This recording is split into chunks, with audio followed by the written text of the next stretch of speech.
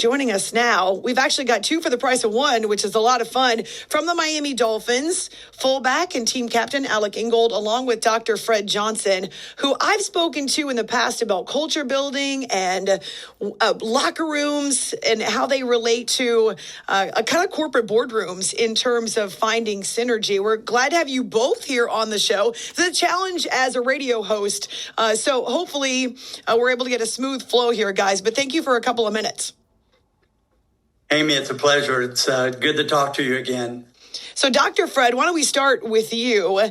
You have now become someone who's in high demand with NFL teams. And again, I've talked to you before about this. Fascinating the way that NFL teams, really because it's such big business, will look for any way to find an edge. But when we talk about building winning culture, it seems like one of those concepts. It's kind of ethereal. How do you build chemistry? How do you build a winning atmosphere? Well, you're someone who's hired to do that. So, my goodness, where do you start? Well, where you start is you just genuinely start making a commitment that I'm going to be trustworthy with the gentlemen that I work with, and you start being real with them, and you develop a partnership with the players and the coaches. You share with them what your expectations are, what are their expectations, and then you work to develop a partnership of high trust. And you actually have spelled out expectations. We call them trust accelerators of what we need from each other if we're going to trust each other and be able to share anything that we need to in solving problems and making decisions, which happens on the field all the time. You have a partnership with the Miami Dolphins. How did that come about, Dr. Fred?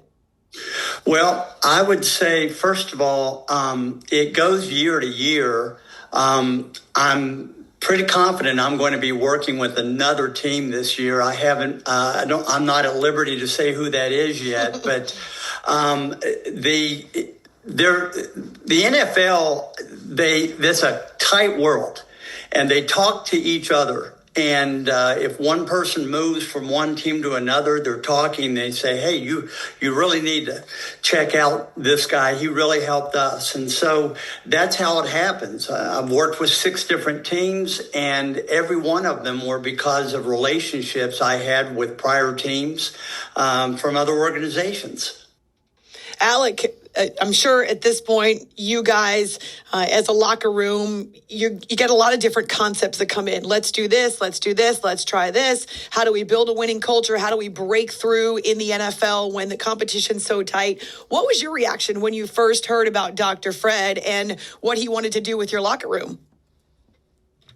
I mean, right off the jump, you get excited anytime you're experiencing a lot of these buzzwords, right? Culture, leadership, trust, like that's all very pertinent in the locker room. We all know it's extremely important to get that edge, to get that 1%. Definitely don't think it's overrated.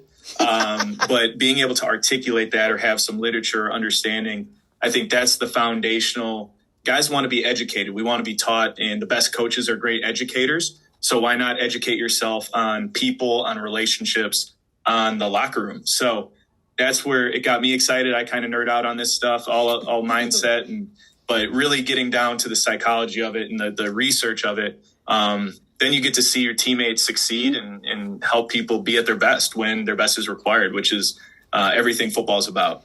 As a captain and a leader, what change or what steps did this require from you, Alec?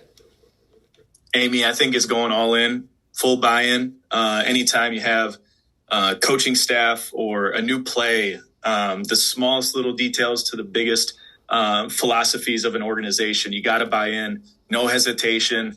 I think as a fullback, you're obviously kind of in these margins, in the marginal world of the NFL. So being able to have that personality trait shine through in the locker room is huge for me, huge for our locker room, and building trust with each other, not second guessing a single thing and diving headfirst into it. So as a leader, you want to lead by example first and foremost. And then after that, you build trust and relationships, and you get to spread the word that way, authentically and intentionally.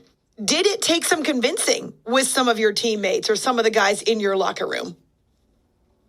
I wouldn't say it took convincing as much as, you see what you see, and you're kind of a broker of what you know as information, and you're having real conversations with people. And those real conversations in the lunchroom, in the weight room, in the training room, those areas, I think that's where you build real relationships, and then you get a shared understanding of what's important, what's not, where to put your focus.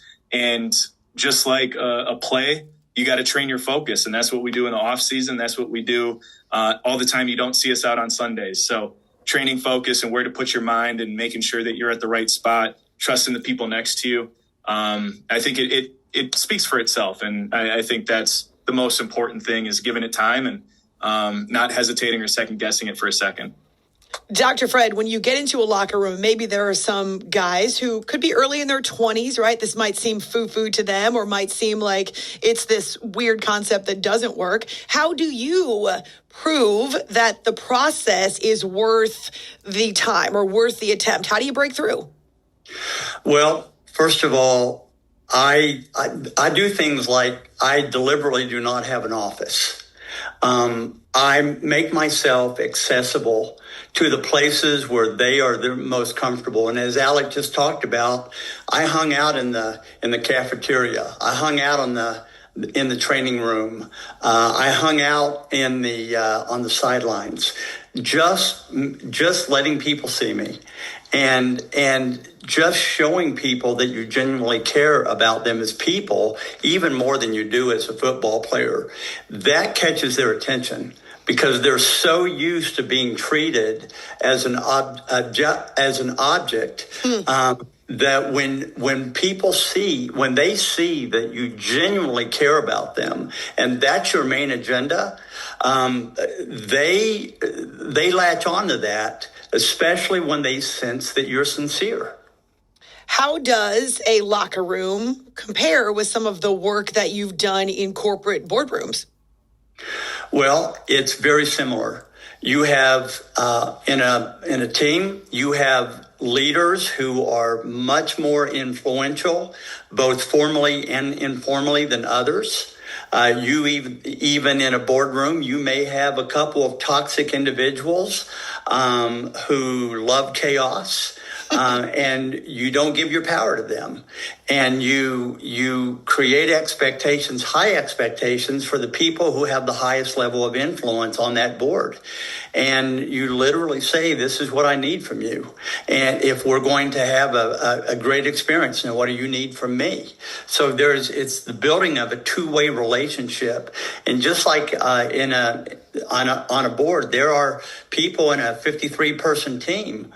There are people who, when they talk, people listen. They're like the E.F. Huttons. Alec is the E.F. Hutton of the E.F. Huttons in the Miami Dolphins. And I knew that. And we developed a partnership. We worked hand in hand every week.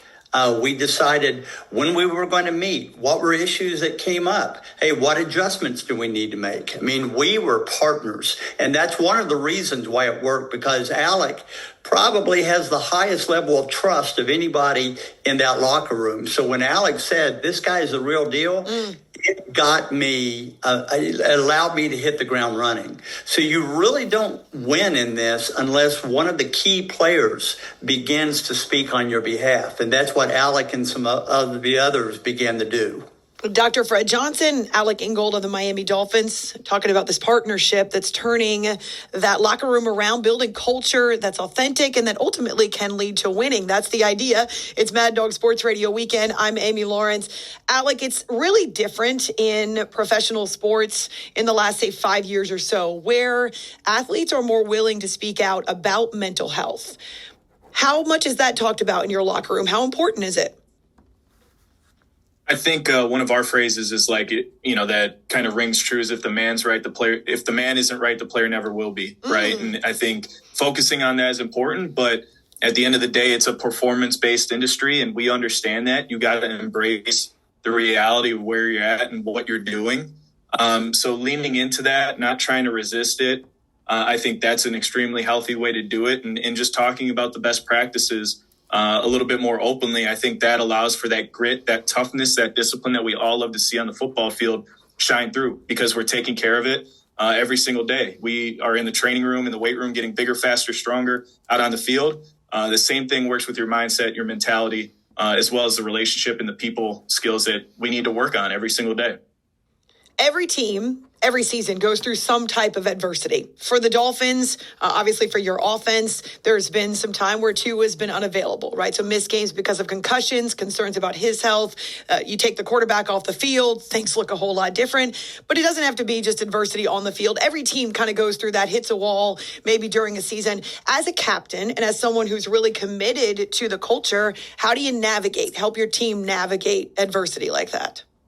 I think you got to start before it hits. You got to start building relationships and trust before that issue or that problem arises, right? So you have relationships, you have shared understanding of the human beings in the building. So whatever adversity pops up throughout a season, whether it's injuries off the field, like every single year we've had a new piece of adversity, different organizations, different problems, but being able to deal with those problems together as a unit and collectively coming together because of that adversity, because of the situation that you're able to overcome.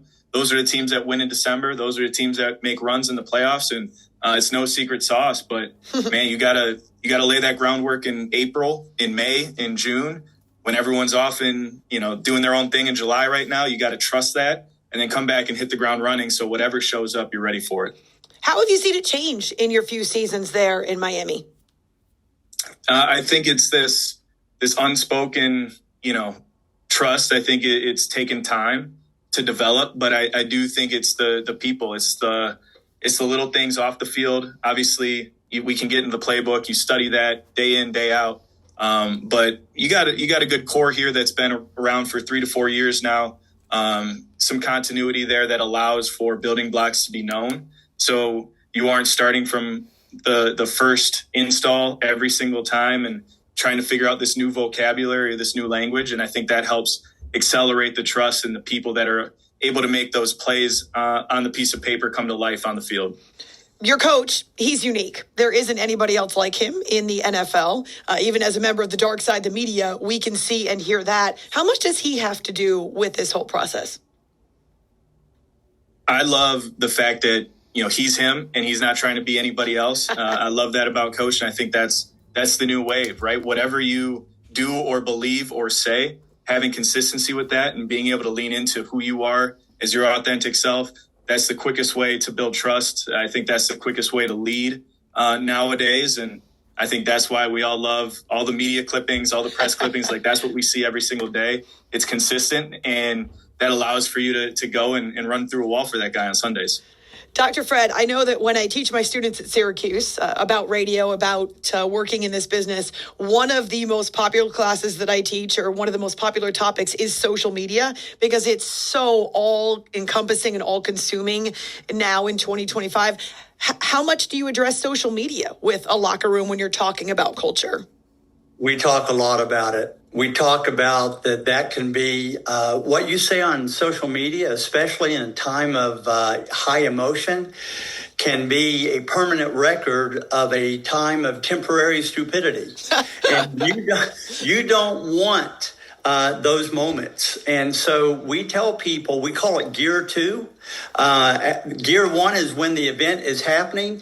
Gear 2 is before you say anything. Calm yourself down, get your emotions under control, and then respond. Don't react, but respond. We spent a lot of time talking about the drama that happens simply when we skip second gear and go from first gear to third gear and we react. So, Alec, we spent a lot of time with those captains last year talking about that issue. Alec, you guys ended up with a season last year that was below 500. It's so much time, effort, as you talk about, both physically and mentally, that goes into a season. It's such a grind. It feels like the season goes on forever. Not to mention that the NFL never goes away. I feel like we can never miss it if it doesn't go away. But it's a year-round sport now. So as you're gearing up, training camp's just over a month away. What's your perspective? How are you feeling about a new season in which you have a whole new opportunity? Yeah, I think heading into this season, obviously you want to take the lessons that you learned from prior experiences and apply them.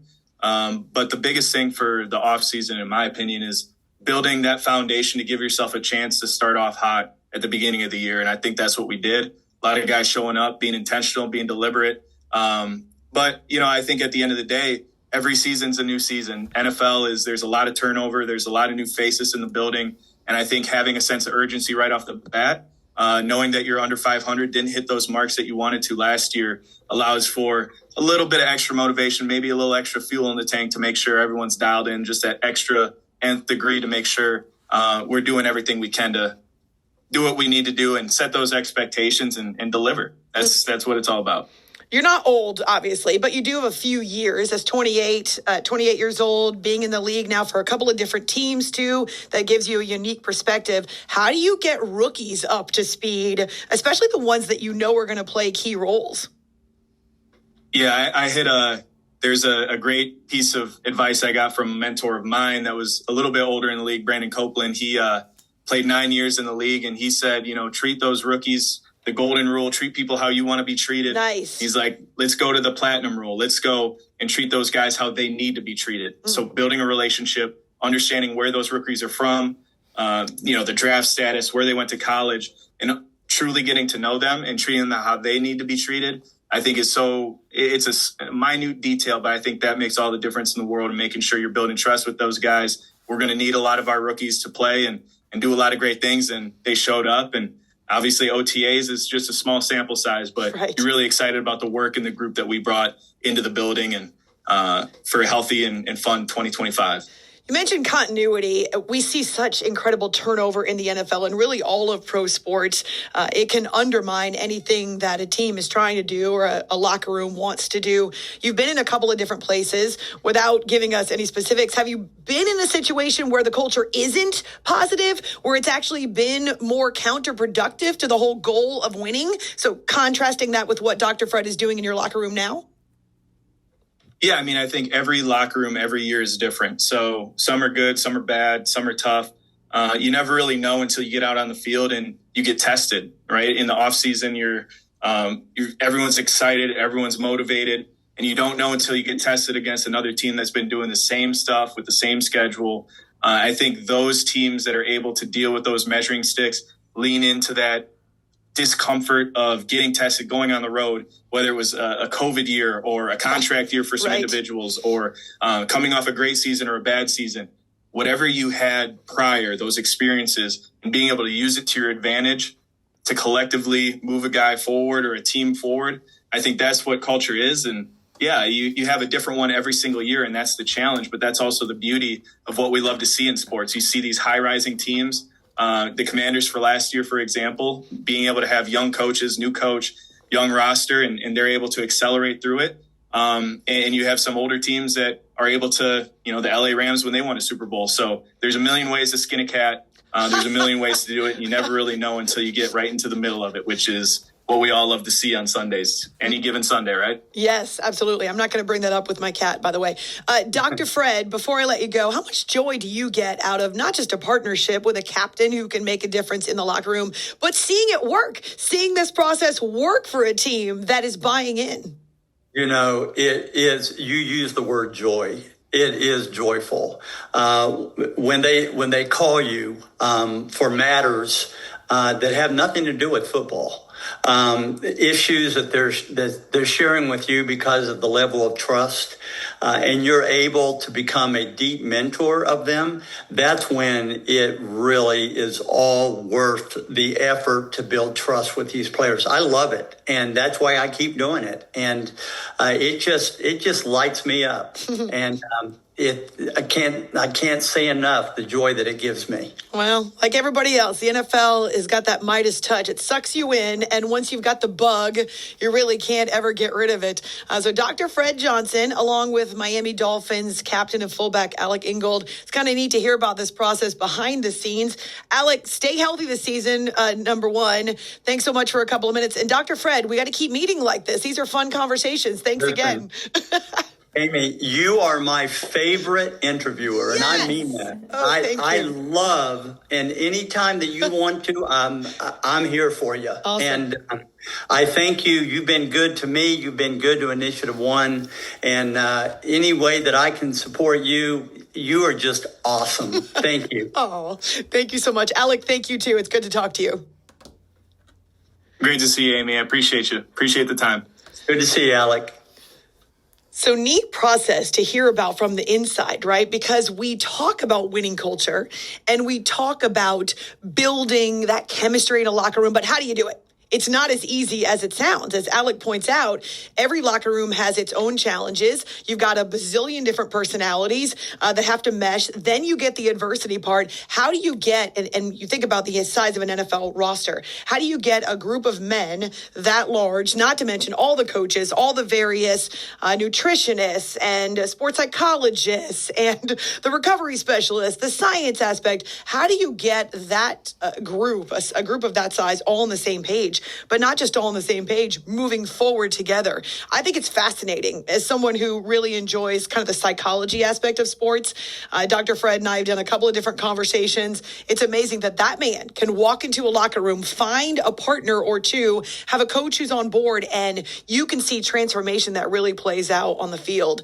And as tight and competitive as the NFL is, with that hard salary cap, with the ability to go from worst to first every year, anything like this that can give your team an edge is going to be in hot demand. And he certainly is now as the word spreads. At A-Law Radio, who, what are overrated in sports? How about Alec? Been listening? Heard us talk about overrated? I like it. 888 Mad Dog 6. Thanks for hanging out with us here on Mad Dog Sports Radio Weekend. I'm Amy Lawrence on SiriusXM. Hey, you tuned